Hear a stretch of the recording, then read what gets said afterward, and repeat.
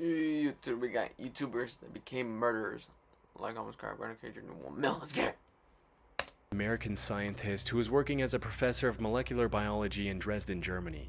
A big part of her job at this institute was to travel around the world and hold conferences on the latest developments in her field. In July of 2019, she traveled to the scenic Greek island of Crete for one of these conferences, not knowing that this was going to be her last, and that the person responsible for her end would be caught because of his videos on YouTube. What? The incident happened on July 2nd, when, after a conference, Suzanne spent time with her peers and played the public piano in the venue's lobby before saying her goodbyes and heading out to her hotel in the afternoon. Sounds like a chill girl. Sadly, this was the last time anyone saw Suzanne alive. Her coworkers noticed her absence R.I.P. Suzanne. when she didn't show up for the second conference scheduled for 6 p.m. that evening. It wasn't like her to skip events out of the blue. Something wasn't right. A fact that became increasingly clear when over 24 hours passed without anyone hearing from her. So, on July 3rd, her colleagues called the police to check on her, hoping she was simply sick or something similar. However, when officers arrived at her hotel room, no one answered the door. They acquired a spare key from the hotel management and went inside, only to find the room completely empty and undisturbed. All of Suzanne's belongings were also still in the room. The only things missing were her running shoes and a set of exercise clothes. Those who knew her immediately understood what this meant. She's missing. See, in addition to her academic prowess and piano expertise, Suzanne was also an athlete at heart. She was a double black belt in Taekwondo, and despite her age, loved going on a run every day. Knowing this helped investigators narrow crazy, what the fuck? down what might have happened to her. Put simply, she likely went on a run soon after returning to her hotel on July 2nd, and something went wrong after that. She wasn't super familiar with the area, and to make matters worse, the weather was uncomfortably hot that afternoon. There was a strong possibility she collapsed from the heat or something else along those lines. After putting this together, the Crete police immediately dispatched a search and rescue team in the area surrounding her hotel and around popular running trails. Her family even traveled to Crete and put a €50,000 reward for anyone who could help find Suzanne. Unfortunately, Suzanne was nowhere to be found. That is until 5 days later, on July 8th, when two young men were exploring one of the abandoned World War II Nazi bunkers scattered across Crete. Around 200 meters in, one of them noticed a piece of burlap covering something on the ground. They picked it up from one end to see what was underneath. No, it's a body. And what they found was the aftermath of one of the most horrific crimes in Crete's recent history. The burlap was covering the bloody remains of Suzanne Eaton. A later autopsy report discovered that Suzanne had several broken ribs, multiple fractures throughout her body, a missing ear, and much, much more. Whatever happened to her certainly was not an accident. The investigators began searching for clues, and fortunately it didn't take long for them to make their first major breakthrough: a set of car tire tracks leading up to the entrance of the bunker. Analyzing these tracks allowed investigators to find the car responsible for that dude's unibrow is crazy. What the heck? transporting Suzanne's remains to that bunker. It belonged to 27-year-old Yanis Paraskakis, a local sheep farmer. But when questioned, Yanis feigned ignorance and claimed that him driving through that area on that day was nothing more than a coincidence. He went as far as to say that he didn't even know about the existence of that bunker, a lie that would eventually lead to his arrest. You see, Yanis had a dream to become a successful YouTuber. What? He started a channel with his own name in 2012 and began posting videos. However, if you go to his channel today, all you'll find are 3 videos of him performing an ancient Chinese martial art and meditation technique called Qigong.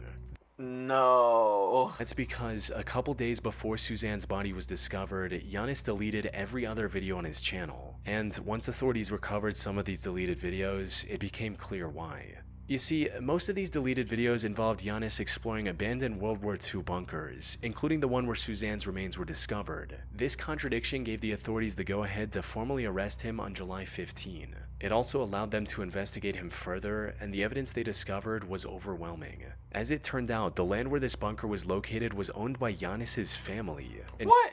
Investigators also found traces of Suzanne's blood in his car's trunk. When confronted with this evidence, Yanis cracked and told the whole story. According to him, he saw Suzanne running down the road and something came over him. He hit her with his car twice before putting her in his car, driving to the bunker, and ending her life there. He later changed his story to where he was compelled to commit this crime by a demon. Unfortunately for him, the jury didn't buy this one bit and sentenced him to life in prison Why would without he bite her ear off, though? the possibility of parole in 2020. Now, this should have been the end of Giannis' story, but from what I've seen, there's more to his actions than just this one crime he was convicted of. The thing is, Giannis presented his vile act as a crime of opportunity, something he did completely out of nowhere. Bro, I thought he was gonna go viral. However, there's evidence to suggest that Giannis might be a full-blown serial killer. For instance, he was apparently detained by the police twice before, once for arson and once for animal cruelty, both of which are well-known early behaviors of serial killers. After his arrest, several other women also came forward, testifying that he had tried to run them over with his car as well in the past. So, Suzanne was more than likely not his first victim. However, the most solid evidence against Giannis is in one of the deleted videos he uploaded to YouTube. In it, we can see him showing some very human-looking bones scattered throughout the same bunker Suzanne was discovered in. These bones were never discovered by the authorities, suggesting they might have been removed by Giannis to hide evidence. But what makes this truly disturbing is what his friend says at one point in the same video. This roughly translates into, "Is this where you left that old guy?" What? Insinuating that Giannis had disposed of one of his previous victims in the same bunker before. And if that is the case, one can only wonder how many other people Giannis has killed over the years. Introducing Grammarly, like you've never seen before. Your all-in-one writing essential. Simply Manic 6075 was Damn, 5,000 subs? YouTube channel owned and operated by 24-year-old Samantha Wolford. She lived in the small community of Monticello, Texas with her husband Ernest Lee Ibarra, aka Ernie, and their 5 children. She usually made videos about her day-to-day life and lived in the YouTube channel Community of 5 Children. Her story began in 2008 when she was at the lowest point of her life. She'd recently become the single mother of a pair of twins and had no love interest in her life. That's when she met Ernie at a local tattoo shop, and the two hit it off right from the get-go, eventually getting in a relationship and starting a family together. In one of her videos, Samantha described the day she met Ernie as the happiest day of her life. Together, they were blessed with 3 more children, including 1 more pair of twins. Raising 5 kids was a challenge, but Ernie did it work by taking a second job in pizza delivery. So, while they had endured tough times together, Samantha, Ernie, and their 5 children appeared to be the perfect loving family. However, while being a stay-at-home mother was all she could do at the time, Samantha still had a dream of becoming a famous actress one day. I've always wanted to be an actress. I think it is so much fun. I've been extras in movies. I've had small parts in like short films. It is so much fun and it is so beautiful. It is one of the most amazing forms of art ever to be able to express yourself that way. I think it's amazing. So, in October 2010, she created her YouTube channel and started posting videos, hoping to become a popular YouTuber and fulfill her dream on the internet instead. And things were going surprisingly okay in the beginning. Wow, what the fuck? Doing better than me. Samantha would post new videos whenever she had something new to say. And while most of her videos struggled to get past 100 views at the time, the few viewers she had were enough to keep her going. But as time passed on, her passion for making videos turned into an obsession. She started spending more of her time on making videos than her family, putting even more pressure on an already stressed out Ernie. Around 2014, she also started accusing Ernie of hurting her in her videos, hinting at just how bad their relationship was going. But then, after posting a seemingly random video in March of 2014, Samantha mysteriously vanished from the internet. Maybe she lost interest in YouTube or just wanted to focus on her family again. No one knew exactly why she quit so abruptly. Then, on the 20th of February 2015, viewers finally received the update they were waiting for. Unfortunately, it was far more tragic than anyone could have imagined. It started with the Texas police receiving a call from one of Samantha's aunts asking them to save her niece's life. What? County 911, what's your emergency? I have a home invasion. My niece is tied up. I am at the verge of untying my niece at this particular moment. Okay, she's tied up. She is tied up and gagged. And gagged? Is that what you said? Ma'am. Is there anybody else there? Where are the kids? We have 5 small infants asleep. Apparently, 3 masked men broke into their home in the middle of the night and attacked the couple while they were asleep.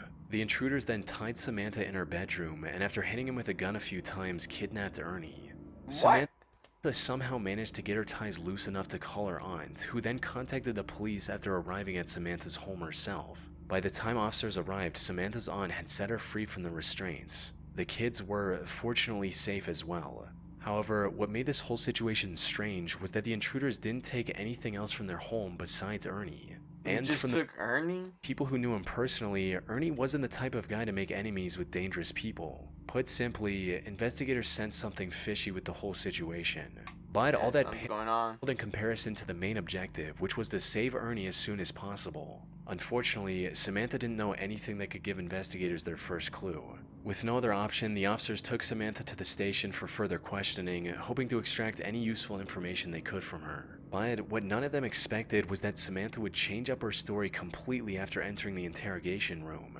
Where before she didn't know anything about the assailants, now she had the name of a potential suspect, John Rebel. As Samantha's story goes, she was talking to her friend about Ernie's supposed attacks on Samantha, when suddenly a man with the pseudonym John Rebel overheard their conversation and started talking about how a man shouldn't treat a woman that way and that he was going to handle the situation. Well, as it turned out, the name John Rebel actually belonged to someone, a man named Jonathan Sanford. The police found and arrested John not long after Samantha gave out his name, right alongside his two accomplices, Jose Ponce and Octavius Rhymes. Surprisingly, Jonathan put up little to no resistance and immediately confessed to kidnapping Ernie. He also confirmed the worst possible outcome. No, he killed... No. That by the time the police got involved, Ernie was already dead. The three took him to a secluded forest and executed him with one shot to the back of his head. However, even after learning all this, one question remained. Why? Why would three men who didn't even know Ernie kidnap him from his home like that? Every answer to this question pointed back to Samantha, who kept denying any involvement. Even if the investigators ignored her suddenly remembering the perpetrator's name, there were several other suspicious aspects to her story. Like, how was she able to untie herself enough to call her aunt? Why didn't any of her neighbors hear the break-in? And why were the kids all sleeping in the same room, when usually they're scattered throughout the house? It wasn't long before investigators uncovered undeniable evidence of her direct involvement.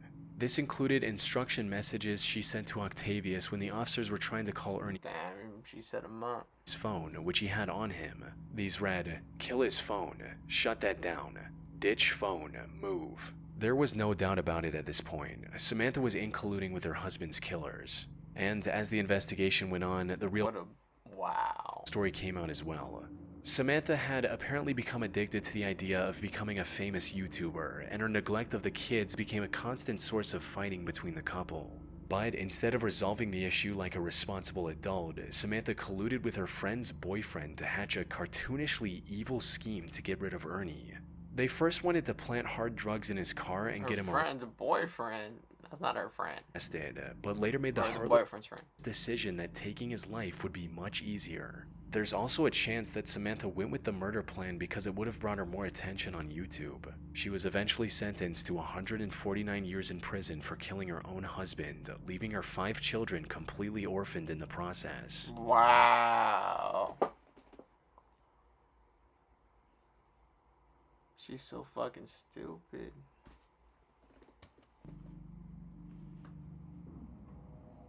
Diana Lovejoy was a successful technical writer living in the town of Carlsbad, California with her husband Greg Mulvihill. However, while her corporate job paid the bills, Diana's true passion was becoming a triathlon athlete and documenting her journey on video, resulting in her eventually starting her own fitness blog called Lovejoy Fitness and a YouTube channel by the name of Heavy DJ. She started this channel all the way back in 2008 and over the years used it to document various parts of her life. From meeting her parents after a long time to going scuba diving with her husband.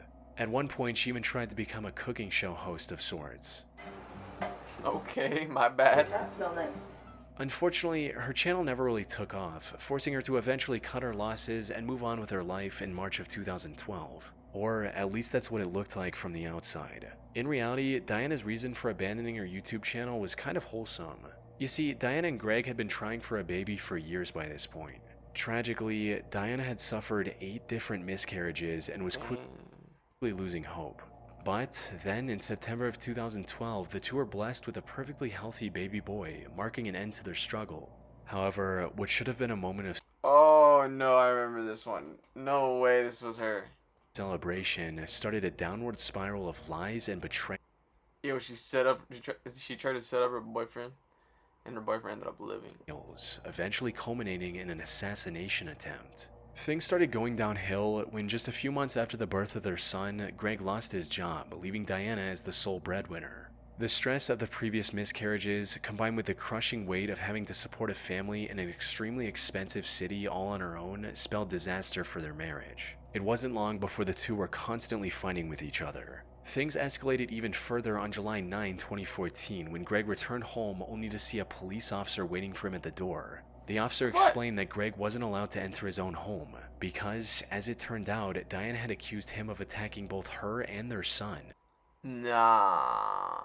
What followed was a nearly 2-year-long divorce mediation, during which the investigators found no evidence supporting Diana's accusations, allowing Greg to get a 50-50 custody of their son. Diana was also ordered to pay $120,000 as a part of their divorce settlement in late 2015. But before the divorce could be finalized, Greg received a phone call from an anonymous number that changed everything. The voice on the other end claimed to be a private investigator Diana had hired recently. And according to this investigator, he already had solid proof of the attack claims Diana had made against Greg. But for some unknown reason, he wanted to help Greg win the case, so he claimed to have left the documents taped to a power pole located on a small hiking trail near Greg's home. Greg naturally found this whole thing pretty suspicious and decided to take one of his friends with him to the pole on the night of September 4th, 2016. Sadly, despite his suspicions, he failed to grasp the true intentions of the strangely helpful private detective. Hello, this is 911. Yeah. My friend has just been shot. Do you know who? What? There's a guy lying down like a sniper. A sniper? Did you see him at all? Briefly, we saw the gun, and he shot at us like 6 or 7 times. When Greg reached the pole, a sniper opened fire What? on him, shooting him clean through the chest. Fortunately, the bullet missed his heart by mere inches, giving him a second Told you. chance at life. By the time the police arrived, the shooter had already fled the crime scene. But a quick survey of the area allowed the investigators to uncover a pair of towels the shooter left behind. Running a DNA test on these towels led to a man named Weldon McDavid, Diana's shooting instructor. Weldon tried to deny any involvement at first, but the evidence against him was overwhelming, as after a thorough search, investigators were able to find another set of the same Oh, yeah, I think they found the gun. towels at Diana's place as well.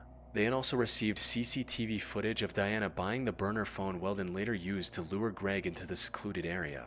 Most importantly, investigators also found the gun Weldon used on Greg, hidden in the rafters of his garage. By this point, it was clear that Diana was the one who wanted to get rid of Greg, likely to avoid paying the divorce settlement and keep full custody of her son. Diana and Weldon were arrested for the attempted assassination on Greg Mulvihill and tried for their crimes in November 2017. Dude, her fucking sentencing was fucking funny. She's like, she just died right there. Both were found guilty, with Diana sentenced to 26 years to life and Weldon to a harsher 50 years to life. The only silver lining in this entire case is that Greg was able to make a full recovery and is now living with his son. W. Greg.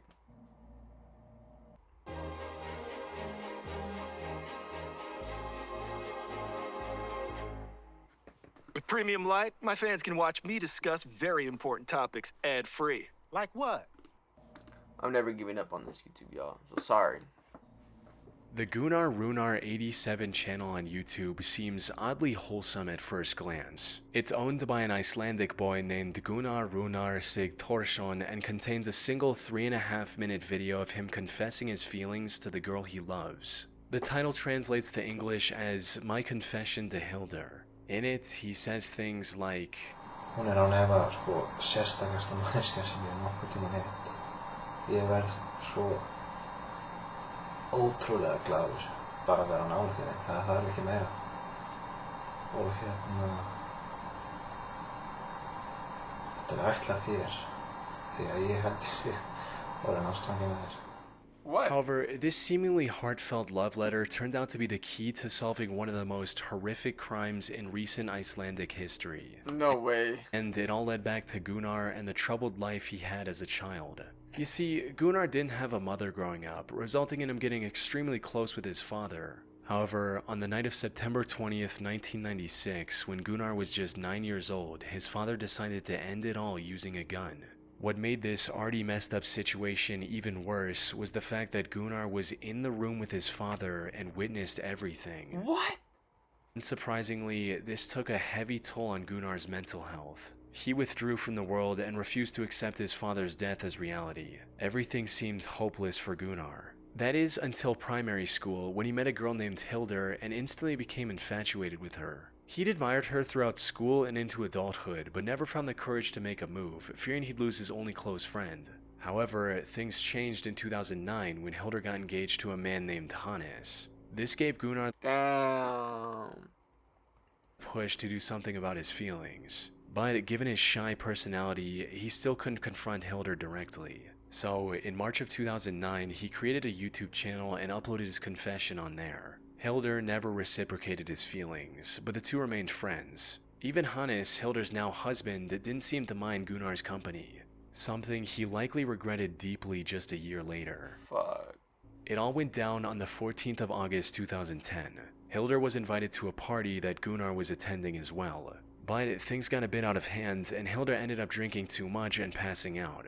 Given their closeness, the task of getting her home safely was handed to Gunnar. But What? instead I mean, I guess they are friends, but of dropping her off at Hannes' house like he should have, Gunnar took her to his own home. By the time Hildur woke up, it was already morning. She was understandably furious with Gunnar and immediately called one of her friends to drive her home. But nothing could have prepared Hildur for the horrific scene she witnessed on the other side of her front door. Her husband Hannes was lying on no. top of the staircase near their bedroom, submerged in a pool of his own blood. She ran outside and called the authorities. Sadly, it was already too late. Hannes had received over 20 stab wounds on his body, from his arms and legs to the back of his neck, and was long dead by the time Hildur found him. Given his condition, his death was ruled a homicide, and investigators wasted no time in looking for the killer. And while they initially suspected one of his business rivals of committing this horrific crime, it didn't take long for investigators to find Gunnar's video confession to Hildur and bring him in for questioning. Gunnar denied knowing anything about it and was eventually let go due to lack of evidence. Fortunately, not all hope was lost, because not long after that, investigators found a bloody shoe print next to Hannes' bed. Looking deeper into this print revealed that it belonged to a pair of limited edition Adidas shoes. At the Shit. time, there were only 18 of these specific shoes in all of Iceland, and Gunnar just so happened to own one of these pairs. Caught up, dumbass. This was enough evidence to detain him once again. This also gave investigators the authority to do a thorough search of his belongings, resulting in them finding residue of Hannes' blood on his shoes, as well as in his car. Once presented with this evidence, Gunnar confessed to the murder. He also revealed that he'd been planning it for months, and even shoplifted the items he intended to use to avoid purchase records linking back to him. And while he didn't admit to it, Hildur also suspected him of spiking her drink that night, since she usually never passed out like that. After committing the crime, he also drove to a nearby pier and dumped items used in the crime into the sea to get rid of any evidence. It was a well thought out plan, since he was only caught because the garbage bag he used to hide his shoe prints tore open as he walked. As for his motive, it was just as everyone had expected, with him making it clear during the investigation, stating, "I loved Hildur. She was supposed to be with me. She was not supposed to be with him." Surprisingly, he was found not guilty during his first trial on March 1, 2011 by reason of insanity stemming from his messed up childhood. However, the prosecution argued that he was fully aware of his actions and escalated the case to the Supreme Court of Iceland. Gunnar was found guilty on this second trial and was sentenced to 16 years in prison. Damn. This was already lenient given the brutality of his crime, yet he ended up serving only half of that sentence as well. He was released under supervision. What? Bye, have a great time.